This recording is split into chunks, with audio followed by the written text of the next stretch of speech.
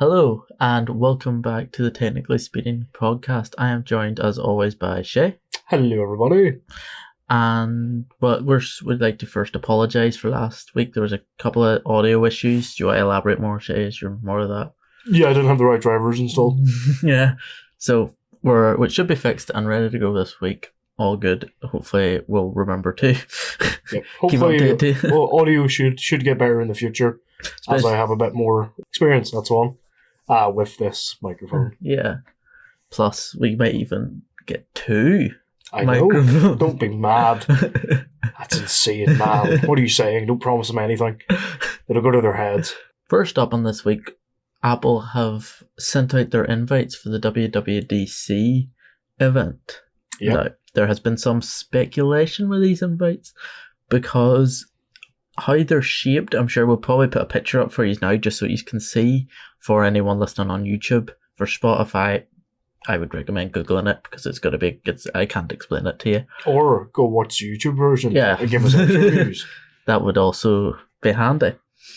But it looks like the inside, is it mirrors of a VR or headset? The picture that it is, the little different rainbow things look like how the inside of a VR headset look, or virtual or a alternate reality headset look. Yeah.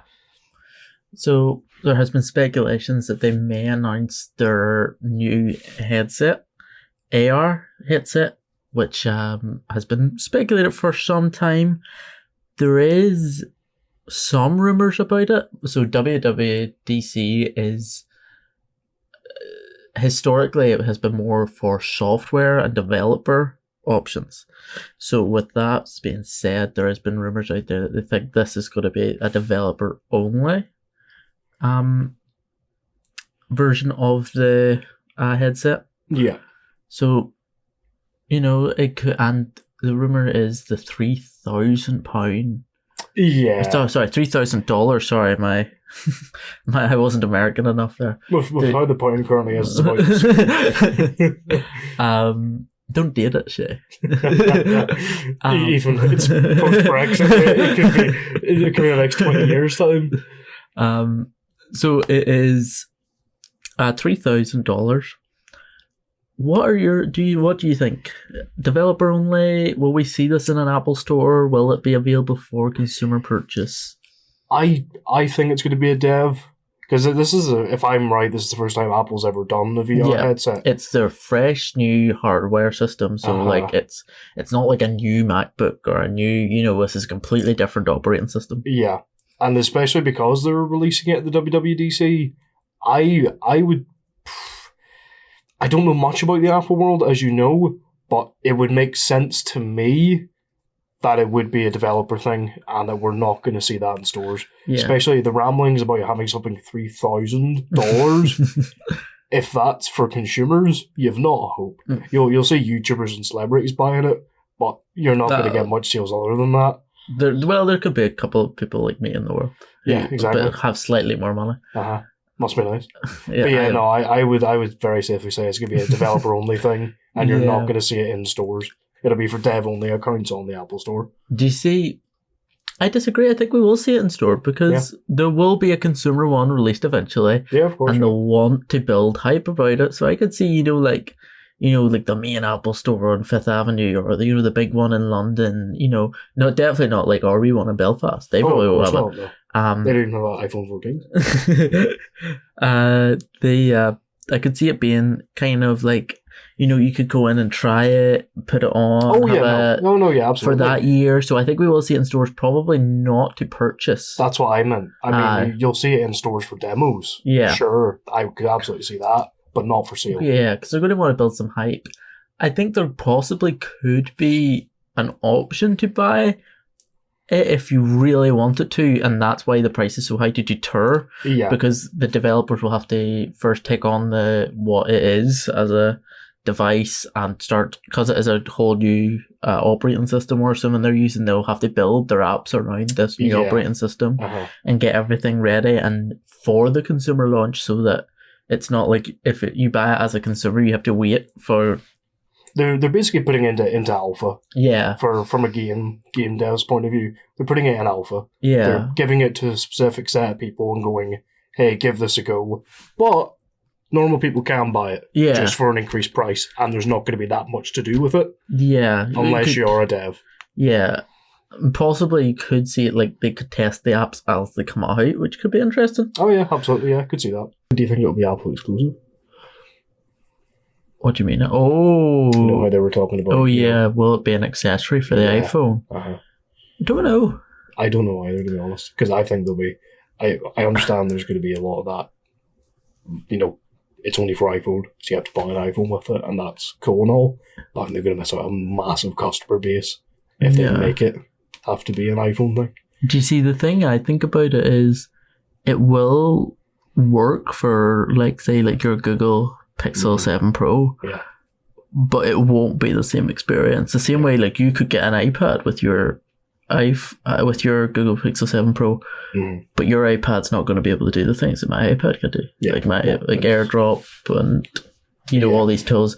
There'll be a lot of enticing features into the ecosystem, I think, which will be more so where it won't be an Apple exclusive thing. I doubt you will see people without the Apple device, like a Apple ecosystem with it.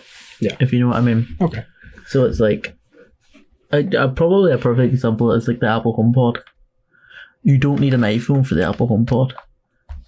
You could, you could get by with like an old like you don't have the daily driving iPhone. Yeah. You can get by with like a tablet, or something, whatever. Mm-hmm.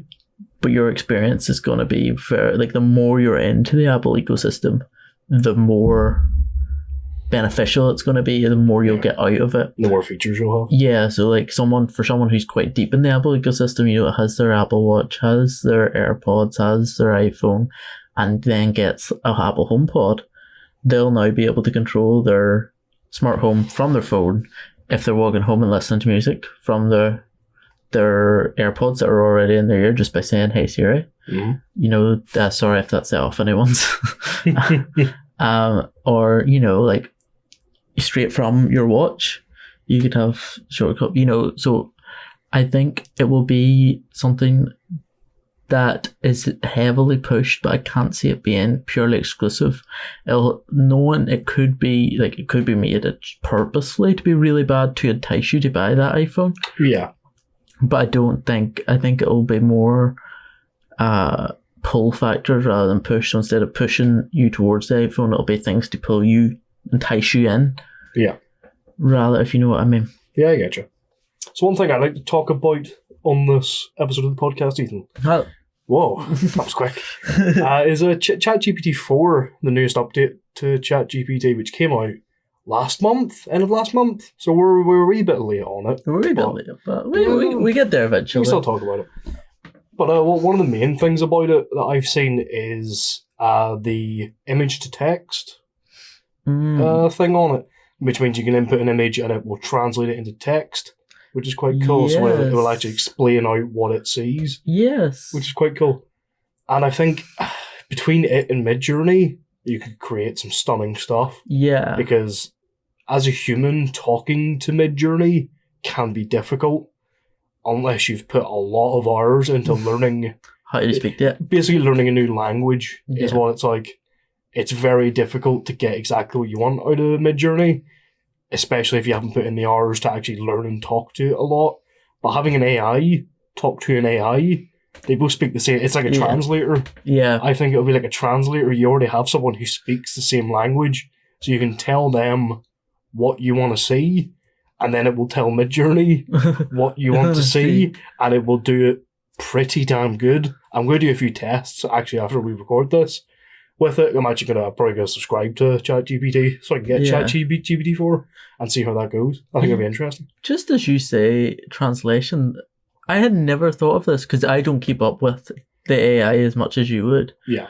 But would this software not have really good implications for describing what it sees as a picture? Would this not have like phenomenal implications in terms of like accessibility?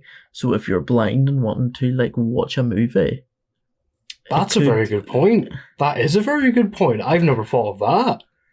It could literally like describe the movie to you as it happened, without having, you know, someone like that has to dedicate, go, right, what are we saying here? What are we saying here? Yeah, oh, that's very interesting. Yeah, you could literally take a scene from a movie, input it to ChatGPT, and it would tell you exactly frame by frame, photo by photo, what is happening. Yeah. Who's in it, what's in the background, what they're doing, how their hands are moving. Yeah, that's interesting. That's a really good point. Yeah. I've never thought of that.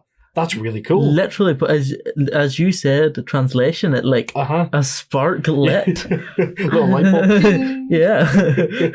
Yeah, that's interesting. I wonder if that would work. I might have to give that a go. Actually. Yeah, like I might take a couple scenes from a movie. Like get a couple of frames. Yeah, just take still shots and have it explain. Yeah, might be interesting with some fictional stuff like Marvel and all like the superhero stuff. Yeah, to see if it knows like who John Wick is. Yeah, exactly. Yeah, well, that's very true actually. Yeah, because it reads through the internet. Yeah, so if you show a picture of John Wick, it might say Keanu Reeves. It probably will say Keanu Reeves. Yeah, but I suppose if you don't really know what, you probably know what Keanu Reeves looks like more than you would John Wick, because I know they're the same person. Yeah, but Keanu Reeves is in more things than John Wick is. Yeah, exactly. Every time you see John Wick, it's Keanu Reeves, but every time you see Keanu Reeves, it's not John Wick.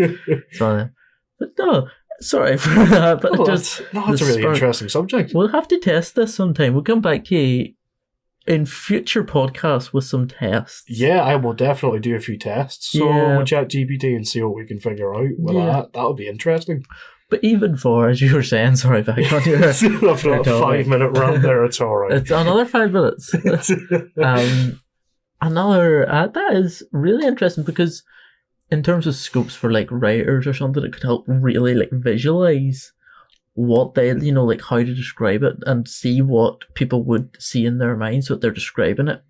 Yeah. Perfectly, if you know what I mean. You could see what other people are saying rather than having that sort of blindfold that only, you know exactly what it's meant to look like, so that's how you write it. Yeah, so you don't like understand, like you don't know how to like describe a certain thing, so you can get like a lot of source images that you kind of like bits and pieces of, and then take them, submit them into ChatGPT and get some descriptions, and then take the descriptions you want and then put it into Midjourney and see if that is something. I see you. Yeah, it could definitely help with writing if you do put in an image that's similar to what you want. Yeah, and go, oh, that's how it describes it. How can I refine that a bit more? Yeah, refine it, put it in, and that's or even a host of images, so you get like a good sample. Yeah, absolutely. That's interesting. Yeah, AI stuff is.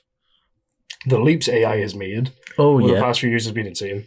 Like the first one, DALL-E, the image processor, it was like okay. Then Midjourney came out and everyone went, okay, it's fine. And then like the newest update of Midjourney came out, last year? And it just blew everything out of the water. Yeah. Absolutely blew out of the water. GPT, since it came out, has been the tech stuff you can do in it. It's insane what it can give you. It can give you a full book if you ask it to. Right. That's mental. Yeah, like we were using it in university to write like songs and raps and stuff, just like of funny things. Like I would write a rap about like a lecturer, or just to see what it would come up with. And it has been so. I have noticed it starts every rap exactly the same way though. Does it? Yeah, it's like listen, like I think it says "listen up" at the start of every single one. So in terms of the annals of the internet, it's not a rap. Unless it starts with "listen up." According to ChatGPT. I've also seen do you remember that meme of the law student using ChatGPT to write his essay for him? No. Have you not seen that? No. I don't know if it was law student or English, something to do with a long degree of writing in it. It was for his dissertation, I think, like however many thousand words it was. He asked ChatGPT to write him a dissertation on this subject, and it wrote the subject, and he got an A. Phenomenal. Yeah. It's not like an A star, but he got a really high mark for it. Yeah. And for some reason, you know how usually they have the discrepancy things on computers? Because it's not on the internet, ChatGPT writes it itself from sources from the internet. It didn't catch it. Yeah, so Turnitin couldn't pick it up. Technically, even though it was on the internet, he'd written it himself. Yeah. It's like you doing your own source work, but ChatGPT's doing it for you. Yeah. Someone has actually refined it and has actually, I don't know if it's out yet, or I've heard rumblings of someone making their own chatbot that is specifically for students who cannot be bothered. I don't know. Take my money. I'm not 100% sure if that's real or not. I haven't done much research into it, but I have seen memes and topics floating about with it. Phenomenal. With some people going, they know someone who's making it or attempting to turn ChatGPT into a different software that can do that. So you can just go, write me a 10,000 word essay on Shakespeare, and it will just go and do it. 0% discrepancy. That's phenomenal. Yeah. I don't think it would work on for every subject. No. For example, like ChatGPT, in terms of how I would use it, because like I have used it to kind of like discover maybe points or figure out how to word things because I'm dyslexic. Yeah. That has been my like number one use of it. It doesn't like source things, if you know what I mean. So like it'll give you the fact, but it doesn't give you, it's from this book, and with my degree that's useless. It's useless like I couldn't use it for history or English, I suppose, probably the two heavy ones. You need the sources from where you've gotten the information from, and it doesn't give you that. Like half your marks, maybe even more, is to do with rather than research. It doesn't matter if it's right, if you're using people's opinions to argue. Exactly. Yeah, no, I get you. We had the same in sports science. If you didn't have a source, you didn't get the marks, basically. That's how it worked. I wonder if you could ask ChatGPT for the sources. I have tried this. Have you? You cannot. Oh, it did not work for me. That is disappointing, isn't it? It did not work for me. I think the issue is because it's academic sources I need. Like, so if you were doing it for, say, like secondary school or, Wikipedia. Like if you needed stuff like that, it would probably be perfectly fine. But because a lot of academic sources are behind paywalls and stuff like that, it limits what it knows. Yeah, I think that might be one of the things that the guy who's making the academic one is doing. Yeah, is he is adding the sources. Again, not sure if that's real. Don't take my word for it. I've just heard things about it, that it might be a thing that's coming out ever since that first meme came out about the guy passing his grades on it. So, I mean, that could be it. If it comes out, even though I don't go to school anymore, I'd be interested. It's phenomenal. Damn right, I'd buy that up straight I guarantee you the day after my graduation it would come out. Absolutely, yeah. Yeah. Sources and all. But at that stage, like, do we really want to live in a world where your doctor has passed their medical exam on ChatGPT? No, we do not. The one thing I'm concerned about is I don't know how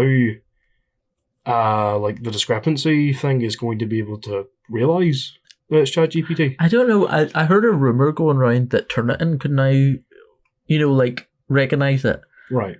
But I don't understand how it could. No, because it's not, even though because you're taking sources from the internet, but ChatGPT is writing it in its own words. That's the main thing, is in its own words. It's not just copy and pasting everything. It's actually writing it what it believes is right. Yeah. So it's very, very hard to. I'm sure there's some genius out there who could do it. Well, it could be. Like, I know how Turnitin works. Like you never get a similarity score of 0. Yeah. Because it could be like if you've worded something similar to how someone else has worded it. So maybe it could be something like it generates. But even then, like, one of them could be how my brain would generate a word. Yeah.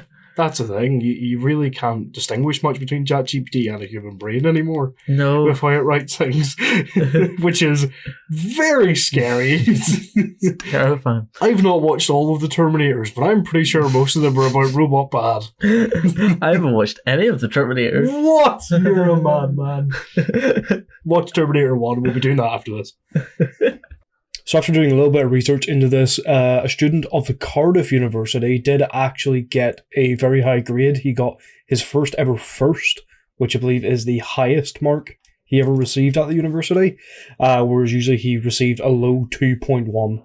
I don't know what that means. You university people probably do. But yeah, he used ChatGPT to help him source information. He didn't copy it word for word. He used it, according to him, he used it to do framing and outlining and asked, instead of using Google, he would ask ChatGPT so he could get the information much quicker than what he would with using Google. The part about someone making another chatbot to help students with their work isn't true. There's actually been a student who has made an app that detects the use of ChatGPT, which is quite interesting. So we may talk about that next week. We shall see. Well, shall we discuss what some of the useful things that I've seen that you've been using ChatGPT for? Oh, sorry, if you like. Would you like to see the question? Shay uses it basically like Google. Yeah. Well, what's the average flight speed of an unladen swallow? Exactly. Useful information that everyone needs, and I'm not even making this up. And I was not even ashamed when I found it. No, absolutely. No, it's a perfectly valid question. A European swallow flies at 11 meters per second. Whereas an African swallow does it at 10 meters per second. And why do you need to know this? Why not? It's more information for my brain to keep. I'll remember that forever now. I'll be on my deathbed going, 10 meters per second! As the last breaths leave my lungs. Yeah, in about, what, 6 years' time? I'd say 5. I'd give it 5. If I last 6, that would be weird. 26, nah. 25. Nah, I'm not making it 26. 25. Yeah. Damn right. Well, you did hit your midlife crisis at around 12 and a half, so probably... Yeah, exactly. That's about it, yeah. To bring it back to some sort of EDC stuff, altoid tin kits are becoming quite popular. I've discussed this with you a wee bit. Yeah. But what an altoid tin is, like a tin kit in the EDC community, it is like a wee small tin. Normally the Altoid's mince tin, if you can picture that. And what you would fill it with, like handy things to use on, you might need in case of emergencies. So like, a Band-Aid, first aid. I've seen someone keep like little like thin little glasses in case their glasses break so that they can put... Oh, that's adorable. Yeah, like sewing kits, some multi-tools, screwdriver bits, money, things like that. Yeah, things you might just need in a pinch. Yeah. I forgot on my wallet. I need a cab home. Oh, I've got my tin on me. Yeah. 20 quid. Yeah. Yeah, okay. Yeah, what would be your top 3 items for an Altoids tin? Oh, Swiss Army knife. Swiss Army knife? Gotta be one of them. You can do anything with a Swiss Army knife. A Victorinox Swiss Army knife? Huh? Victorinox Swiss Army knife. I don't know what that is. They're the people who make Swiss Army knives. Oh, right, okay, good for that. I'll buy a cheap one off Amazon. I have a Victorinox knife, the manager you call it. Oh, the manager. Does it have a box cutter? It has a knife, a pen, a file/flathead, a bottle opener, a wire stripper, a small magnetic starhead, screwdriver, tweezers, and a pen. Oh, very and a nice. nail file. Look at you, fancy pants. Oh, and scissors. So, top 3 items. Number 1, Swiss Army knife. Swiss Army knife, yeah. Probably some sort of light device. I would light device, a torch? No, I was gonna say I would say like a flashlight or a torch, but I also want something I could make a fire with. Lighter. Probably a lighter, or even one of these things that I have here. I know you can't see everyone, but it's a little. You can put it underwater as well. It lights underwater. Reusable match.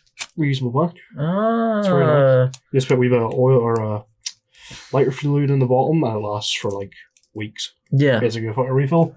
So probably that. Actually, I'd probably bring, because a lighter is useful, but I don't know why you'd ever want to light a fire underwater. But you never know. It could have its uses.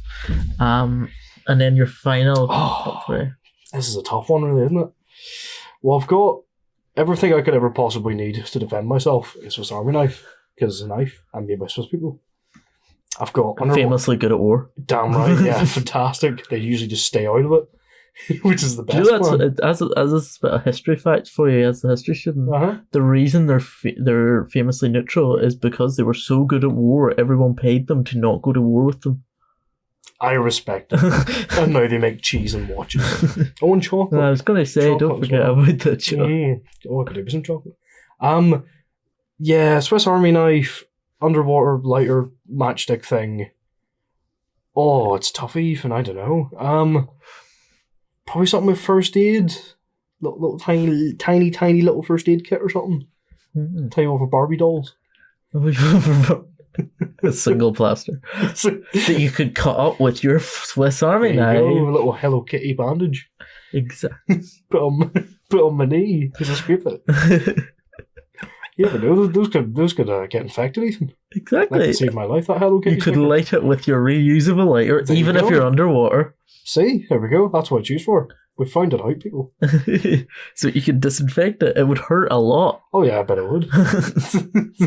I bet it would. What about you? What's your top three? What do you think your top three would be? My top three, number one for me would probably be cash. Because I don't carry very much cash. On a day-to-day basis, like if you shook me down right now, you wouldn't find a single penny. About 7 cards would fall out though. No, not even. Don't even carry a credit card. It's all on your phone. It's all on my phone. Bloody millennials. I only have my ID on me. Suppose that's not on your phone. Well, there's an app for that. Yeah, I have the app. Oh, there you go. Right. Yeah, but yeah, I don't think it works after that. No. Then probably number 2 would probably be some kind of multi-tool. So I wouldn't go the path of a Swiss Army knife, probably. Uh-huh. I would probably go for something more like a Leatherman. Okay, yeah. You know, because you would probably get a wee bit more versatility out of the size. Yeah. And then number 3, probably, I don't know, what would I need on a daily basis? Like, you know, because I would. It's hard to decide, really, isn't it? Because it changes every day. Yeah, because you would have most things on it. Yeah. In it. Because I've never really found myself in a place where I don't have thing I need on me, wallet, phone, keys. Do you know what I would kick? What? Like a mini kind of grooming kit with the number one thing being like a set of like nail clippers. Because have you ever had that where you rush out the house? Oh yeah. You rush out the house and you forgot, like, you know, and you like notice when you're sitting and then you're all paranoid about it. I would definitely have that. Okay, yeah, I can see. That's what I use a Swiss Army knife for. Just scrape it off. Oh yeah, you can become Victor out of like X-Men Wolverine Origins. Exactly like that. But like, and if you got a specifically good set of them, you could even open boxes with them because they come with a wee thing to do, like dig stuff out your nails. You could there you go. Versatile. Yeah. Okay. Yeah, could also choices. Use the scissors and the Leatherman, but like I'm not that confident in my skills with a Leatherman. Well, that's fair. That's fair. Can't blame you with that. You know, could lose a finger. Well, that's true. Would not be ideal. That's why you need the Hello Kitty plaster for it. Exactly. Stitch you right up. After you burn me with your underwater, stick underwater. Wait, see this? I'm gonna light you on fire. Isn't this river really manky and infected? Aye, but stick around there. I'll disinfect it afterwards.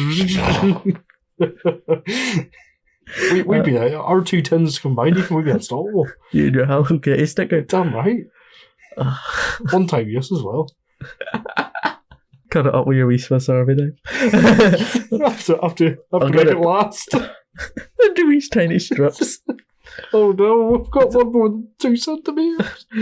You could get one of the Swiss Army knives that has like the wee measuring thing, and then you could measure out exactly how wide it is and cut your Hello Kitty sticker to size. Have all the little tiny levels. That size. Do you know what my rocks a bit off? My number one issue with having first aid stuff and stuff like that, I would 100% forget. Oh yeah, same. To like restock it. I would use it one day. I would probably forget I even have it. Yeah, you cut yourself and be like, oh, I wish I had a plaster on me. Wait. Hunting the first aid box and work.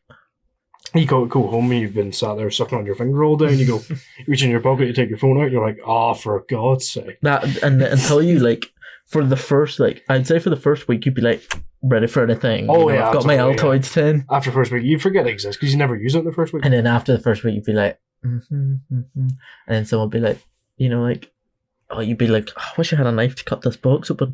I left my keys upstairs. Yep. And you think you have your Hello Kitty, it's in below your Hello Kitty sticker. And you just forget it's there. Yeah. You know what might be cool?